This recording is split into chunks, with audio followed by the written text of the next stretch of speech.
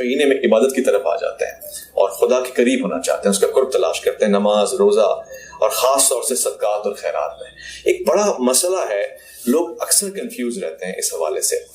شہری کے وقتوں میں اذان کا انتظار کریں، اب اذان اہل حدیث کی آ جائے، کسی اور مسجد کی آ جائے تو اس میں کیا پابندی ہے؟ کوئی گھڑی دیکھ کے کرتا ہے، کوئی کسی اور زون میں سفر کر رہا ہوتا ہے، صحیح وقت کیا ہے اس کا؟ دیکھیں، جب تک گھڑیوں والا سلسلہ نہیں تھا نا، اس وقت تک تو یہ بالکل صحیح بات ہے کہ بخاری مسلم میں ملتا ہے کہ 2 اذانیں ہوتی تھی۔ ایک اذان سیدنا بلال دیتے تھے، صحیح بخاری مسلم دونوں میں یہ حدیث موجود ہے، اور وہ اذان ہوتی تھی سحری کے وقت اٹھانے کے لیے۔ اللہ کے نبی علیہ السلام کی حدیث ہے بخاری مسلم دونوں میں کہ جب بلال اذان دیں تم کھانا پینا موقوف نہ کرو، البتہ ابن ام مکتوم جب اذان دے تو تم کھانا پینا چھوڑ دو، کیونکہ وہ نابینا شخص ہیں اور وہ اس وقت تک اذان نہیں دیتے جب تک کہ انہیں کوئی طلوع فجر کا پتہ نہ دے۔ تو یہ پوری حدیث ہے بخاری مسلم میں جس کے اندر دونوں اذانوں کا ذکر موجود ہے۔ تو اللہ کے محبوب صلی اللہ علیہ وآلہ وسلم کے مبارک زمانے میں اذان ہی اناؤنسمنٹ ہوتی تھی ختم سحری کی، کیونکہ ٹائمنگ تو نہیں تھی، کوئی چیز سٹینڈرڈائز ہے نہیں تھی۔ آج کے دور میں ایسا نہیں ہے، اسی وجہ سے آپ کو ٹائمنگز ڈیفرنٹ نظر آتی ہیں۔ اب اذان صرف نماز فجر کی جماعت کے لیے ہو رہی ہوتی ہے، یہی وجہ ہے کہ کوئی 5 منٹ لیٹ دے دیتا ہے، کوئی 3 منٹ لیٹ دے دیتا ہے انہیں یہ، اس لیے آپ دیکھتے ہیں اکثر مساجد میں اناؤنسمنٹ ہو جاتی ہے کہ کھانا پینا بند کر دیں، سحری کا وقت ختم ہو چکا ہے، لیکن اذان 5 منٹ بعد وہ دیتے ہیں جا کے۔ تو آپ کے پاس اپنا ٹائم ٹیبل موجود ہے، اگر اپنے سٹی کا وہ سٹینڈرائز ہے، ختم سحری اور افطار کے اندر کوئی فرق نہیں ہے۔ جو اہل تشیع کے یہاں بھی تھوڑا بہت فرق پایا جاتا ہے نا، وہ بھی ان کے اب جدید علماء یہ کہہ رہے ہیں کہ وہ ہم نے احتیاط کے طور پہ کیا تھا۔ جب ایک چیز سائنٹیفکلی ثابت ہو گئی کہ طلوع فجر ہو گئی اور وہاں سے غروب آفتاب ہو گیا، کہ سورج کا غروب ہونا یقینی ہو گیا، وہ پہلے یقین کو گین کرنے کے لیے کہتے تھے کہ تھوڑی سی سیاہی بھی آ جائے۔ اب ہمیں سائنٹیفکلی یہ پتا ہے، ٹو لائٹ کے اعتبار سے بھی، لیٹ لانگس کے اعتبار سے پوری کیلکولیشن ہوئی ہے کہ یہ زمین کی کرویچر ہے اور اس کے بعد سورج واقعتاً غائب ہو چکا ہے، یا اس وقت جو ہے وہ ختم سحری ہو چکی ہے اور طلوع فجر ہو چکا ہے۔ تو اب تو یہ جھگڑا ختم ہونا چاہیے۔ تو آپ اسلام 360 کے اندر بھی ہے، اور جو مسلم پرو ہے سافٹ ویئر اس کے اندر بھی، اور ٹائم ٹیبل بھی مختلف مکاتب فکر کے لوگوں نے چھاپے میں، تو ان کو آپ فالو کریں، اپنی گھڑی کو دیکھیں، آپ مسجدوں کی اذان کو نہ دیکھیں۔ یہی وجہ ہے کہ لوگ وہ 15 منٹ تک اذانیں ہوتی رہتی ہیں اور لوگ اذانوں کے دوران کھاتے رہتے ہیں، اور وہ بھی انہوں نے غلط مطلب لیا اس حدیث کا۔ وہ ابو داؤد میں حدیث ہے کہ کوئی شخص سحری کے لیے اٹھا اور اس نے کھانا پینا شروع کیا اور اچانک اذان شروع ہو گئی۔ اب جب وہ اذان اچانک شروع ہوئی ہے نا، وہ ٹرانزیشن پیریڈ ہے، طلوع فجر داخل ہو رہی ہے، تو نبی علیہ السلام نے فرمایا جلدی جلدی جو اپنے سامنے برتن ہے نا اس میں سے تھوڑا سا لے لو، تاکہ وہ ٹرانزیشن پیریڈ کا تھوڑا سا ایج حاصل کر لو۔ جس طرح بخاری مسلم میں حدیث ہے کہ جس نے طلوع آفتاب سے پہلے فجر کی 1 رکعت بھی پا لی اس نے پوری نماز پا لی، اور جس نے غروب آفتاب سے پہلے عصر کی 1 رکعت پا لی، اگرچہ باقی کی 3 رکعتیں اس کی غروب آفتاب کے بعد ہوئی، اس کو عصر کی نماز اس کی قضا نہیں ہو۔ تو ٹرانزیشن پیریڈ کا ایڈوانٹیج لیا، نہ کہ یہ کہ آپ نے یہ تماشا لگانا ہے کہ آپ یہاں تو پاکستان میں آپ اذانوں پہ اٹھے نا تب بھی آپ آدھا گھنٹہ کھاتے رہے 2000، تو روزہ نہیں ہوگا اس سے۔ اچھا، ہاں جی، نہیں ہوگا، بالکل نہیں ہوگا۔ بڑا ایک سنجیدہ معاملہ ہے اور یہ حساس معاملہ ہے، اس پہ ذرا آپ کی بہت ہی گہری نگاہ رہنی چاہیے۔ اچھا، یہ اس مسئلے کا بھی کوئی حل ہے؟ جدید تقاضوں میں یہ ہوتا ہے جی سفر میں بھی افطار تک پہنچے نہیں، ہمارے یہاں تو یہ ہوتا ہے کہ جی بھاگ رہے ہیں، دوڑ رہے ہیں، حادثات ہو رہے ہیں، ایکسیڈنٹس ہو رہے ہیں، کھجور منہ میں رکھنا ہے، تو اگر تھوڑی 5-10 منٹ تاخیر ہو جائے، یہ چلے آدھا گھنٹہ ہو جائے تو روزہ چلا جائے گا ہاتھ سے، یہ باقی رہے؟ نہیں، روزے کو کوئی فرق نہیں پڑنا۔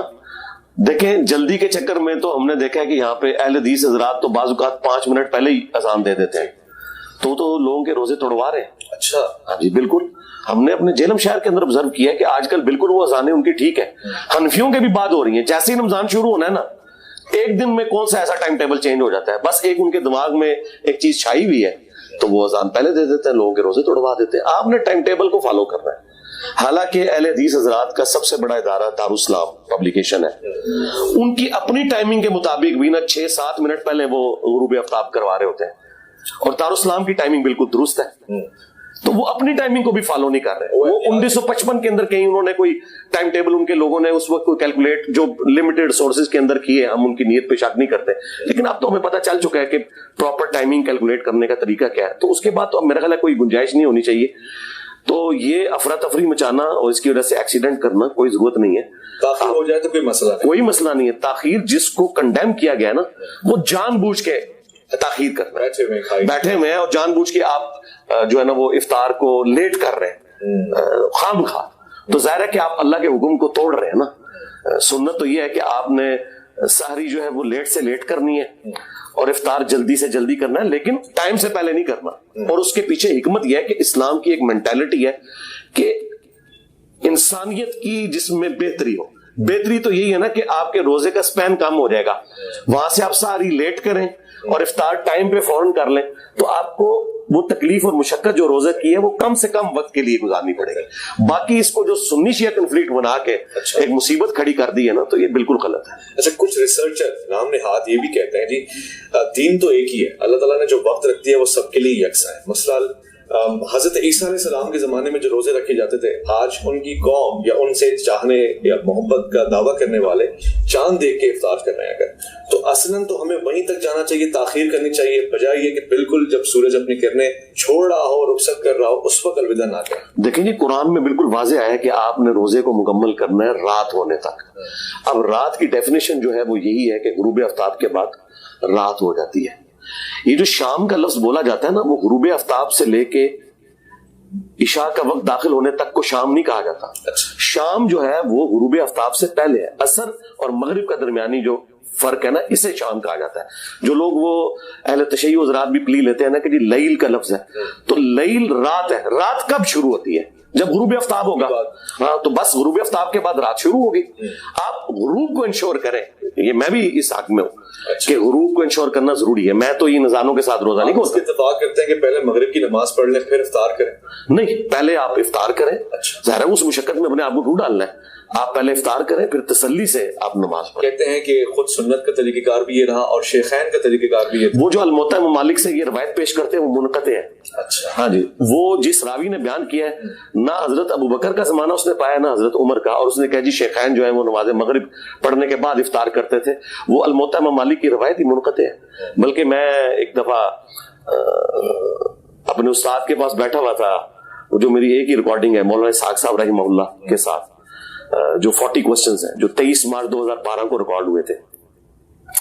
تو اس دوران انہوں نے ایک کتاب اٹھائی ہوئی ہے اور وہ اینک سے کر رہے ہیں, اور پھر وہ انہوں نے ساتھ ہی بولا کہ بھئی ایننے تے شیخان دا زمانہ ہی نہیں پایا ہوا, ایک ہی میں کہندا ہوا ہے. وہ یہی مسئلہ اس وقت بیان کر رہے تھے اور یہ ویڈیو میں بھی آیا ہوا ہے. یعنی یہ جو میں کہہ رہا ہوں نا روایت منقطع ہے, تو یہ میرا صرف موقف نہیں ہے. جو علم حدیث میں ایکسپرٹیز رکھنے والے لوگ ہیں, مولانا اسحاق صاحب کے بارے میں تو کوئی نہیں کہہ سکتا نا کہ وہ کوئی سنی شیعہ کنفلکٹ سے آزاد نہیں ہوئے تھے. یقیناً وہ آزاد تھے, وہ تو اتحاد امت میں اس دور میں اماموں میں. کیا بات ہے.